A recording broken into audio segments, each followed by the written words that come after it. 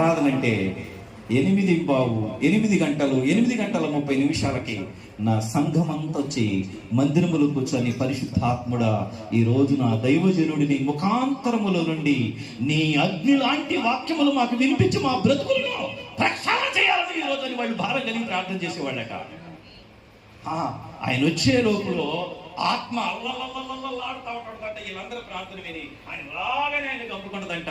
ఆయన నోరు తెరిస్తే అగ్ని లాంటి దీవెనకరమైనటువంటి సందేశాలు బయటకు వచ్చినాయంట. ఈరోజు ప్రపంచంలో ఎంత పెద్ద సంఘంగా మనం పిలుచుకోగలుగుతున్నాం. ఎవరి పుణ్యం ఇది? సంఘం. సంఘం ప్రార్థన ఆరాధన టైంకి వచ్చేవాడు కాదు, మందిరాన్ని ప్రేమించేవాడు, మహిమ గల దేవుని ప్రేమించేవాడు. నువ్వు నిజమైన ప్రేమ నీకుందంటే ఒక్కరోజు కూడా వాక్యం చదవకుండా ఉండవు. నువ్వు నిజంగా దేవుని మీద ప్రేమ ఉందంటే ఒక్కరోజు కూడా దేవునితో మాట్లాడకుండా ఉండలేవు. నువ్వు నిజంగా దేవుని మీద ప్రేమ ఉందంటే అయ్యగారికి